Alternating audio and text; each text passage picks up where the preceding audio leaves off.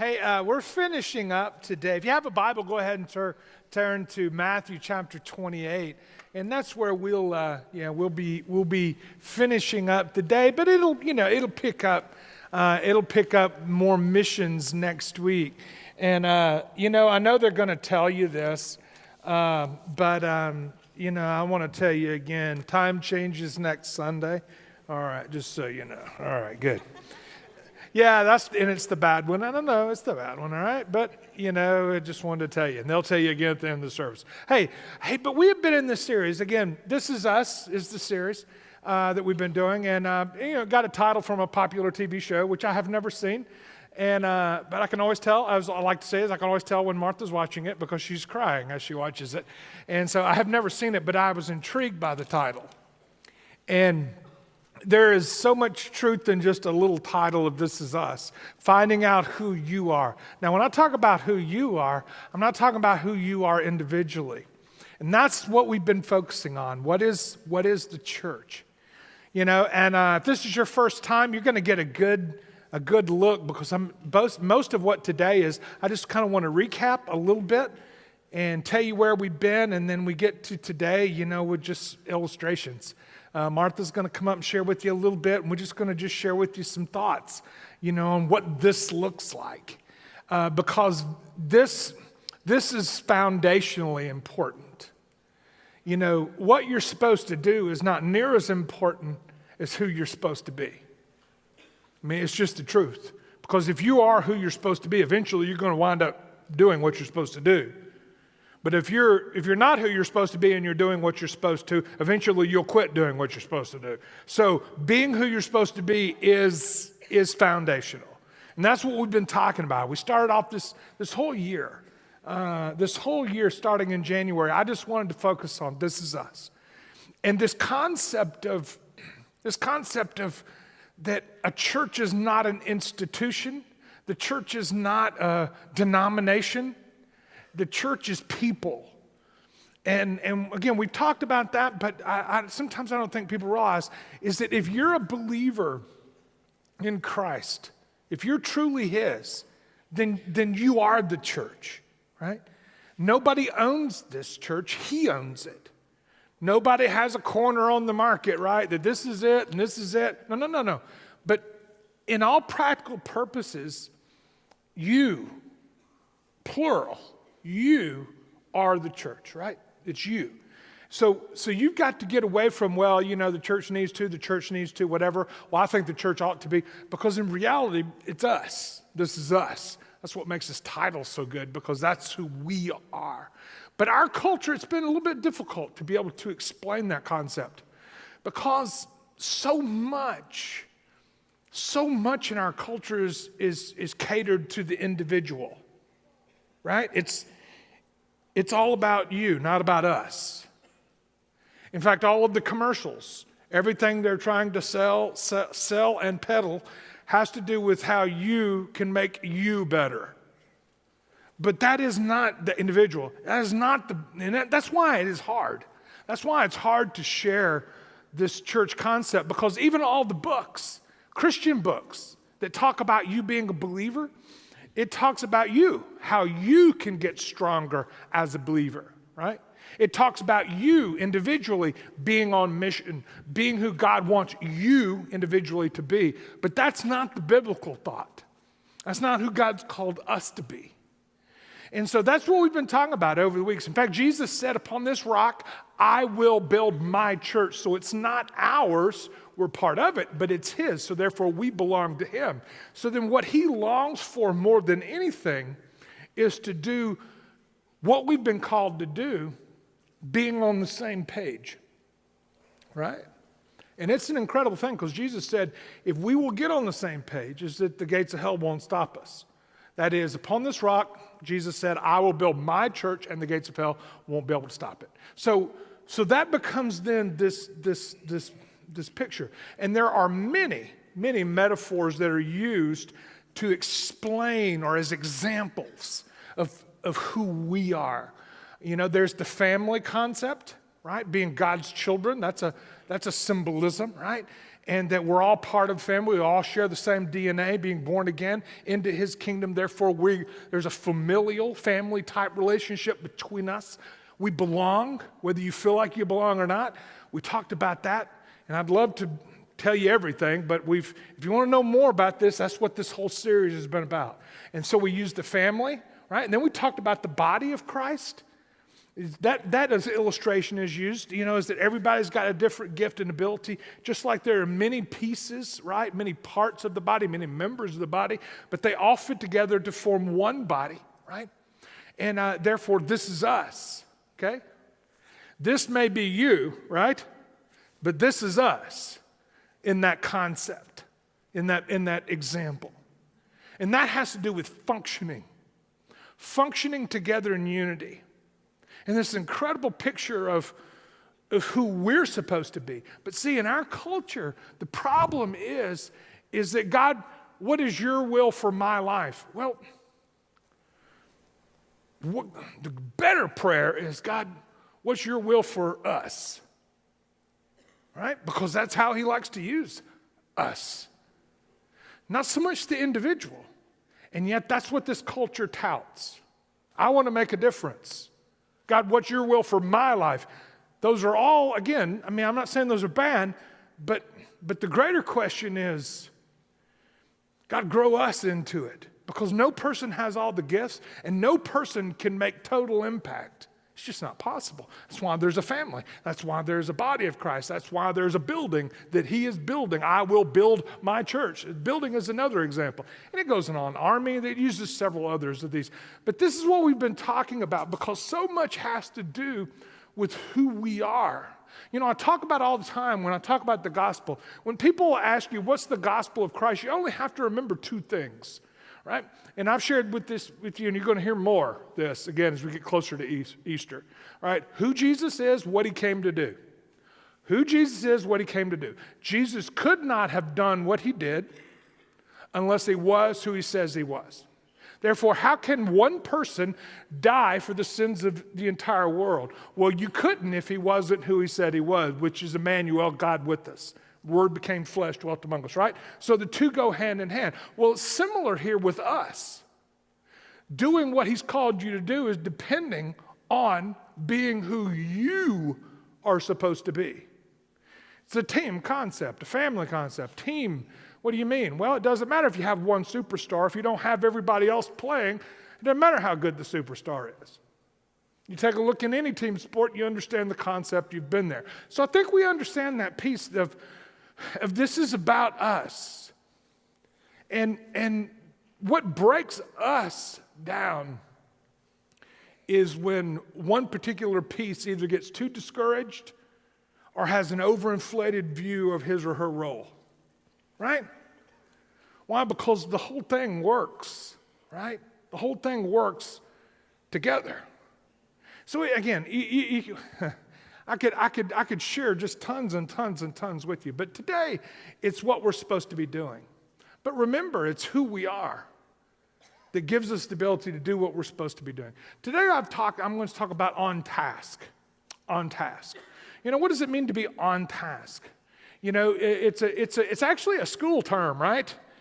Stays on task. There was a little thing on the back of my report card, plays well with others, that kind of stuff, and stays on task. And I struggled with that one. But what it is, it's focus. It's being focused. And it's not just about one person being focused. It's about all of us being focused, right? And I told you last week, and some of the neat things this past week with Billy Graham and the funeral and all the different things that went on, God was honored through that man's life, but also as they're remembering now, it's really pretty neat to see. But I told you last week that really what I saw, because I was part of one of Billy Graham's things, and the thing that he was able to do is he was able to come in and bring a whole lot of people and get a lot of people on the same page, working in the same direction, if only for a week. Literally, guys, I told you last week. How was it that he did it? It wasn't, Billy Graham is a good guy, but he knew that Billy Graham couldn't make a difference by himself. when he comes in, I mean, there's an advanced team that comes in a year ahead of time. I saw this because I was on the committee.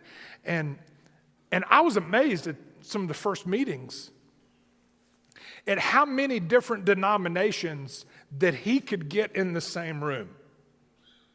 I mean, these people most of the time wouldn't even talk to one another. But they're all together for a purpose. And that everybody got on the same page for a week. And everybody was praying, everybody was thinking, everybody was planning, everybody. And it was incredible what could happen, right? It's who we are. So the task that he's given us, all right? You can't talk about his church unless you talk about Matthew chapter 28, right? This is what Jesus told us was our job to do, right? This is the task we've been given. The Matthew 28 is commonly referred to as the Great Commission. Well, what does commission? A mission obviously is a task, right? Something that's been given to you to do. Commission is to start you out or to send you out or to bless you or to go, whatever, right? That's what this is called.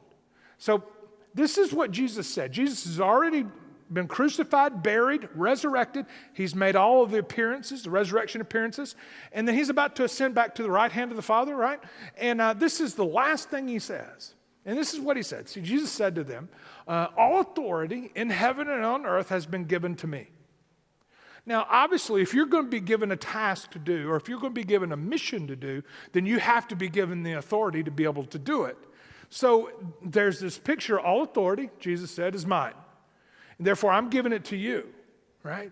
So therefore, you have the authority. In fact, you have to remember at this time, and perhaps a lot of times in history, especially even still to this day, there are many nations in the world where it is illegal to fulfill the Great Commission Christ gave us. So then what do? Do you break the law to fulfill the Great Commission? Well, Jesus says there's an authority that comes from a higher authority that comes to you that gives us, obviously, the authority to be able to do those things. So anyway, that makes sense. So here it is. Here's the commission itself. It's very easy. So he says, all authority has been given to me. Therefore, because Jesus has all the authority, go. Obviously, it's an action word.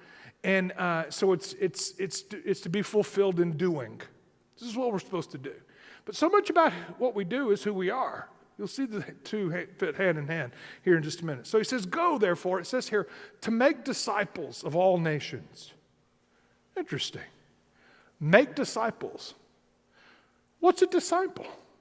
Guys, that's who, if you want to know, I mean, there's so many, different clever, things. We have the C4 around here, and there are others that have there are so many clever different purpose statements and all the rest. But when it comes down to it, what we've been commanded to do, what our reason for banding together and becoming a body and becoming a family and doing all is to make disciples. That is who we're supposed to be, okay? When it all comes down to it, so what does that even mean? So to make disciples, and it says there of all nations. So what does it mean to make disciples? Now, the word disciple is not so much a biblical word. It's used in the Bible, but the word disciple just simply means someone who's a disciplined follower of someone else or a mature follower. So therefore, it's not just becoming a believer. See, a lot of people think that the Great Commission is just about sharing your faith with other people. And that's just not the truth. That's part of it. It's a big part, but it is not all of what it's supposed to be. In fact, it is to be a family, if you will, or to whatever you want to call it, that basically can create and be a part of the whole process. Yes. Sharing your faith in birth, becoming a believer, evangelism, whatever you want to call it, that's all incredibly part of it. But it is not the only thing. Growing. How does one grow in their faith? I have an opportunity to do mission trips, and I could go on a mission trip a month because some of the things I do are different because these countries that I go to and do these, I'm going to North Africa here in a couple of months, is that they beg for somebody to help them and teach them how to disciple people. They said, no, we know how to share our faith. We know the gospel. We understand how to share it. We share it with people who become to the Lord. We need to know, what do you do then? Why? Because it's more than just sharing. It's a very important piece, don't get me wrong. But there's more of it. Why? Because the Great Commission is to make disciples. Is it not? It is. So it says, go and make disciples. It says here, of all nations. Interesting.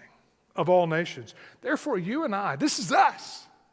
We are to have the world on our heart. All right? It's just the way it's supposed to be. You know, I've told you this before.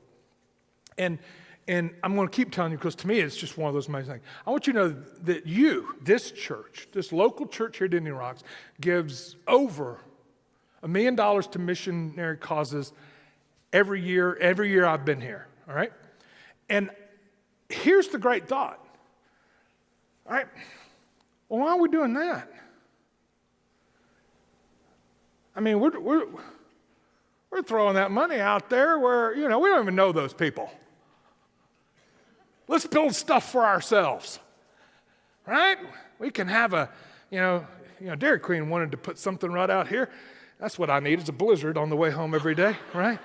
And we can have luncheons, we can have gyms, we can have bowling alleys. Man, I mean, my goodness, we can put up all kinds of stuff. This can be, the greatest church ever, all right? Well, that means that's what I call being off task. And it happens. Whenever you lose the sight of who you are, it will begin to affect what you do. Makes sense?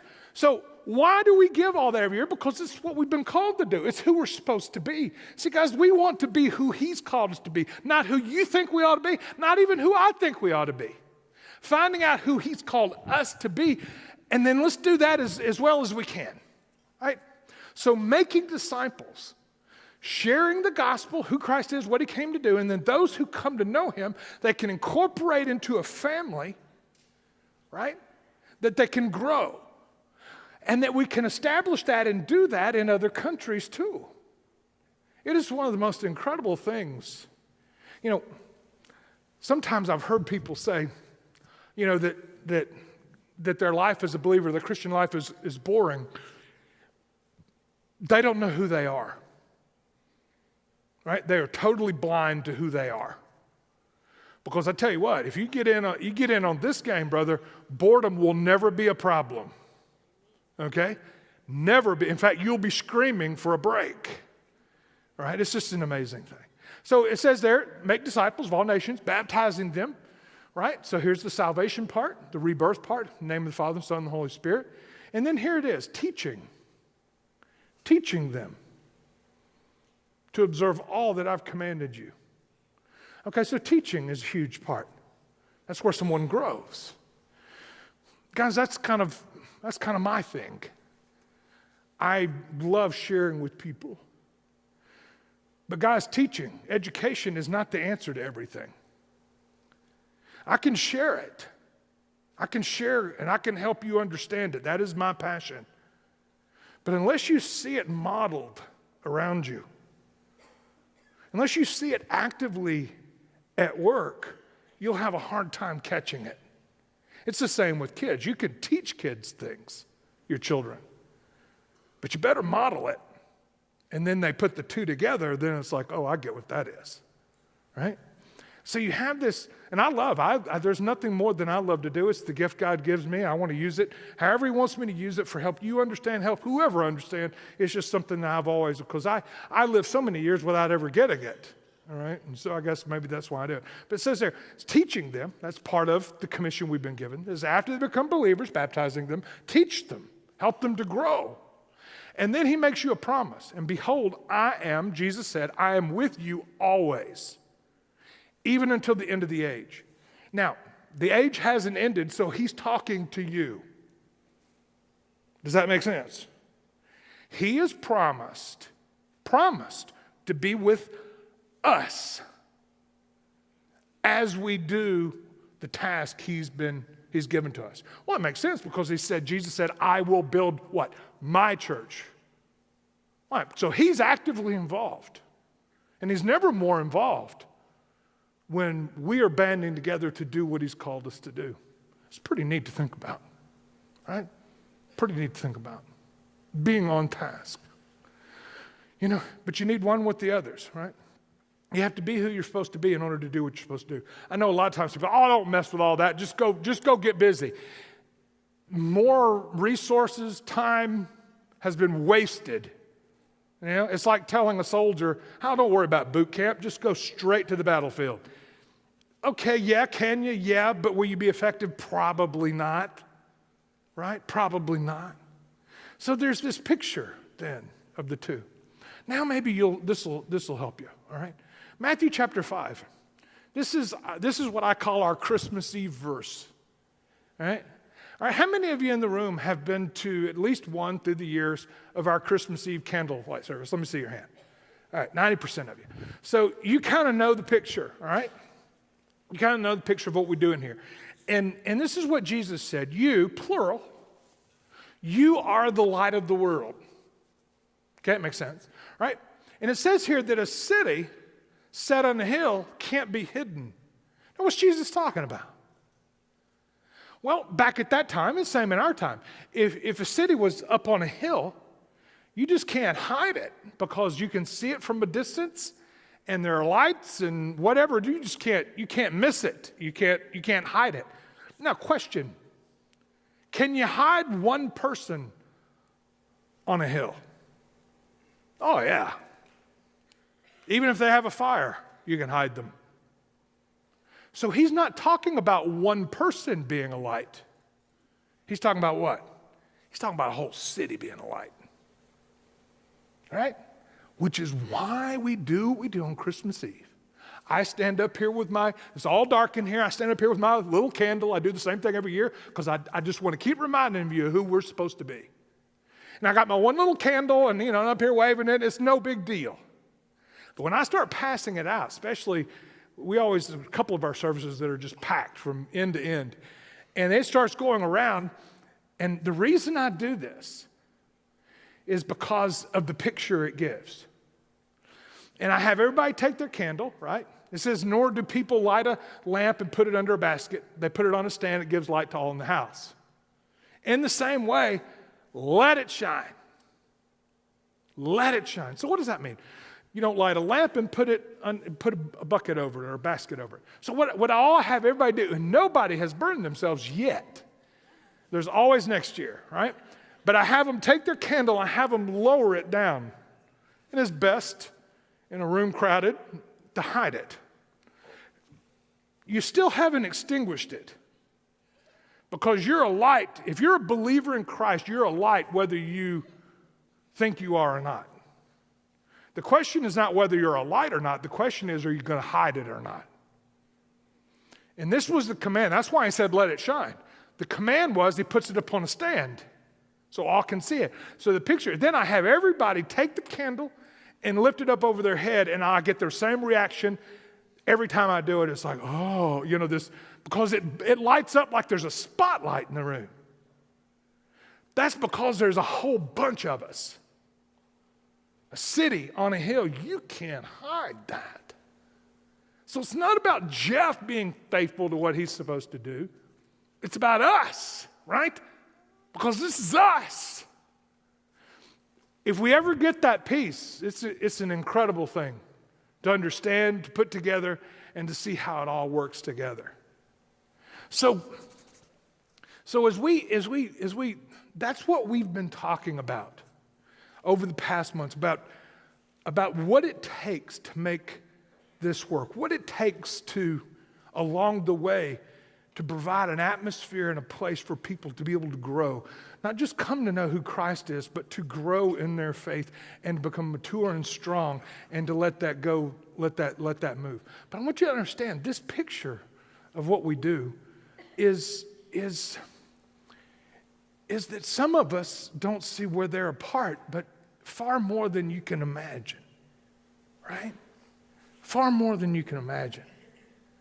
Because in order for God's family to be healthy, it needs a lot of people doing what they're supposed to do, right? And when that begins to happen, amazing things can work. that's the picture, right? We understand what we've been called to do. And the rest of the time, I just want to kind of take you. Martha, come on up. I've asked Martha to come up, and we're just going to share with you illustrations. And I wanted to give you, and just happens to be my family because, we just are using our family because I don't want to embarrass anybody else. But I want you to see this picture. I want you to see this picture and what this looks like. Just from the families, and I thought Martha would be the perfect one to share it with you.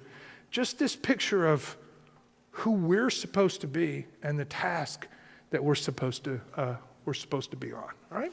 I'll turn it over to you. All right. I am just so excited that Pastor DJ and Jeff asked me to come and just share sort of the personal home side of Jeff and I's family and what that looks like for us, and just how grateful we are to the Indian Rocks body of believers here, all of us as we serve together, and the impact that it's had in our lives and our families' lives. And in order to do that, I have to give you just a little bit of history, because when God was calling us to Indian Rocks, it was one of the things that he used to solidify the call, the heart that Indian Rocks has always had for being on task and being on mission all over the globe. That was so important to us because it was important to us individually. Before God ever brought Jeff and I together as a couple, he had won our hearts individually and put on our hearts a burden for the lost and to be a part of being on mission with him and sharing his gospel to the world. So after he brought us together as a couple, he initially allowed us the adventure, as Jeff has shared with you many times, of working with students. And we loved it. We loved every minute of it. We thought it would be what we were always called to do. And God, in his sovereignty during that time, really saw the need with students for discipleship. Just the need to be grounded in their faith and to know how to share that faith with their peers. And so Jeff wrote the discipleship curriculum that many of you have participated in groups doing, and never one to start small. I remember those years of, I think it was some dozen or more like discipleship groups that day in, day out, Jeff would be leading the young people and discipling them. But then came a total different focus and direction from the Lord for us in ministry. He began to steer Jeff to be prepared and to be open to take on the role of senior pastor. And because of that, the Lord moved us to completely foreign soil. He brought us to Florida. And that was a completely different ball game for us as Tennesseans. The culture was a little bit different. But we watched, as only the Lord can do, as he just opened door after door in this new direction. And a new church was planted over in the south part of Tampa. And that was our next assignment. So now to the family part. During that same decade of twists and turns in ministry outside our home, God was blessing us with our 4 sweetest blessings in our home, 91, 93, 95, 99. Sarah and Dorothy and Christopher and Carrie were born. And we were in what I call the grunt work years of raising a young family. But from that earliest time, we both desired for our kids to learn. As you have heard Jeff say over 100 times, and he'll probably say it over 100 times more, this is not all about you. So we prayed that in serving God's church, that they would not just see it as something that we did, but who we were. And I'm not going to lie, during those early years of being a very overwhelmed mom of a bunch of preschoolers and young children, I struggled a lot. My sinful flesh would balk and complain and feel exhausted over the reality of this lifestyle of making sure that others were at the forefront. And it took a lot of attention to find balance and make sure that the kids were being affirmed and nurtured, and that Jeff and I were staying on the same page, and not being resentful as he would go out and it was not my season to go yet. It was all a reality of what you walked through during those years. But I remember, it's why I gave you that history all the way back to the early years when Jeff was saved and I was saved. We were discipled in the scriptures that as we came to know him, that God's plan was a "this is us" plan. So I'll never forget when we initially were newer at Indian Rocks. I remember sitting with DJ and Tracy over at Savory's, and Jeff just sharing out of his heart the vision that missions, that the going and the serving and the faith promise partnering and the giving would just be a natural overflow of the life of one of God's disciples. Not something we do, something that we are. And so while my kids were little, my desiring that their lives in service to the Lord would not be all about us or about me, it just looked like a lot of mundane, a lot of training, a lot of nurturing, opening our home, because home was where I always was, praying for Jeff and others as they would go, and fostering and cultivating a unique sort of childhood calling that I could see God was placing on our firstborn, Sarah. And then we came to Indian Rocks. Our children were all in middle school and high school, all except for our youngest at that point. And living sent during that early season of being at Indian Rocks looked still like a lot of encouraging, a lot of praying, a lot of garage sales, raising support so that the kids could go on trips during mini-mester at IRCS and through the student ministry here. And it would take way too long to share the entirety of that impact on the life of our children as they were practicing living sent through the ministry of Indian Rocks. There were lessons of prayer, watching God provide as the kids worked and got creative in earning their support to go, teaching the children gratitude for just the basic provisions of food and shelter and clothing as they would go to these foreign environments. Being tested as a family to do the things that were unselfish and uncomfortable at times. But the mentoring that they received through teachers and through leaders in the ministry and through interacting with our faith promise partners. And I also began to get to be in a season of going myself. So I started assisting Teresa in the women's ministry, and the Lord allowed for my first trip to go somewhere here in the States. We were partnering with the Yellowstone Baptist Association out in Montana, and we were encouraging pastors' wives. And I figured, I'm a pastor's wife. I can go and encourage them. But then in 2013, little did I know, after going alongside Jeff to Thailand, and I see Nathan out there, all grown up, that as he ministered to pastors from Thailand and Laos and Cambodia, that God would put on our heart to bring to live with us one of our faith promise partners' children Umalai. And Lai lived with us for 3 years as she attended Indian Rocks Christian School. You also, as a body, have sent Jeff and I to minister to Cuba and enabled me to go with other women's leaders across the state of Florida to serve in the malnutrition centers in Guatemala as we partnered with the Florida Baptist Children's Home. And so finally, just to fast forward super briefly to where I was this year. We, as we've told you, became empty nesters this fall. All of those little birds have flown the nest, and so I just decided, you know what?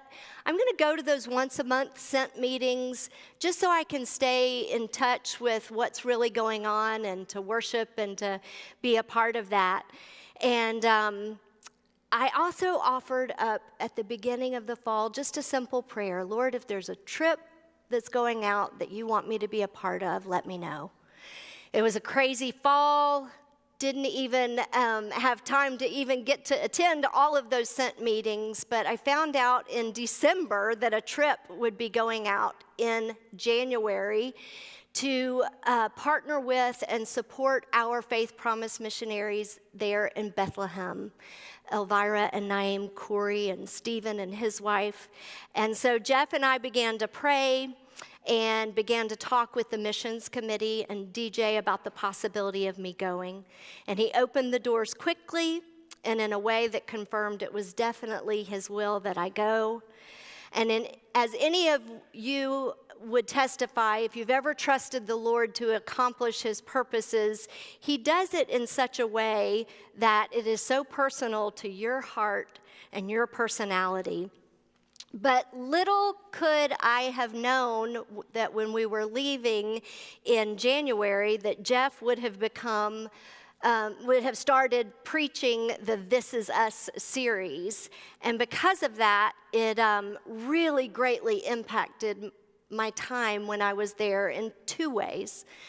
First, it just refocused my purpose, that all of the hands and the feet that we call Faith Promise missionaries and their endeavors are just an extension of us all over the globe. When they share, we share. When the word went out in the West Bank, the gospel preached in the Arabic language, we had a part in that. So as we went and gave encouragement to them and support, our body, our Indian Rocks body was living sent, just expressing this is us, not something we do, but who we are. And then secondly, there is no bond that you experience in your Christian walk like when you join forces in unity with other believers to share the gospel and for the advancement of his kingdom. For in just 1 week's time, getting to know my brothers and sisters, Sandra and Gary, Scott and Don, Michelle and Kelly and Jen and Cheryl, in a way that you only can as you pray, you look for ways to serve and to share, you laugh a lot, you cry together, and you learn each other's salvation stories. It's when this is me intersects and becomes enveloped in the genuinely sincere sweetness of this is us. I just was so grateful when I came home and Jeff and DJ gave me the opportunity, because I wanted to thank you for letting me go. Thank you for being a part of the body that has impacted me and my children. And offer also just a word of encouragement to you as we are transitioning now in preparation this week for the Sent Conference. Just to say that simple prayer and ask the Lord how he might want to use you in his church expressing this is us. You know, as as we close, there's some things I wanted you to hear from Martha, because I am grateful as a father, because I want my children to be a part, and I've always, that was always a big deal to me, because I wanted my children to learn, at least, that it's not all about them, because our culture is built around it's all about you, and in a church you just can't be that way, and be healthy and be usable, and that's what's happened, because there's no way Martha and I could have taught all our kids everything they needed to know, but guys, my children have grown up, and so many people have invested in their lives, and from the nursery on up, it's a group. Because it's us. I do what I do, and the nursery folks, and the children's ministry, and the student ministries. Guys, we dump and pour a lot of resources into those younger areas because of how important they are. We're building a children's building. Hopefully, get started soon. It just is. The reason we do those things is because, like right now, is that my children just my children and what they've grown up through, and then give them the ability, not just to minister to and be giving, if you will, get out of themselves when they're in school, but to give them opportunities. My children have been to Austria, El Salvador, Nicaragua, St. Lucia, Guatemala 3 times from the different kids, Peru, Dominican Republic, Myanmar or Burma. You think about the opportunity to see God work in another culture, in a kid's life. I got emotional because it was so what I wanted for my children. But there was no way I was going to be able to give it to them, just me. Somebody, well, yeah, of course, they're pastors' kids. Well, have you heard about pastors' kids? Right? I lived in terror of that. But it's not about me. It's about us. And I think about all the touches and all the people, the school here and the church here, and that have had with my children all the way up. And I'm forever grateful, because it's not about us. It's not about, as far as us singular, it's about us. This is us. So when I think of these incredible, part of who we are and the task that's been committed to us, and it's a task that is the community, yes, it is around the area, but it's wherever God's called us to be. And I think about the impact that when Martha went to Bethlehem, you talk about, okay, I can't sit in that chair anymore.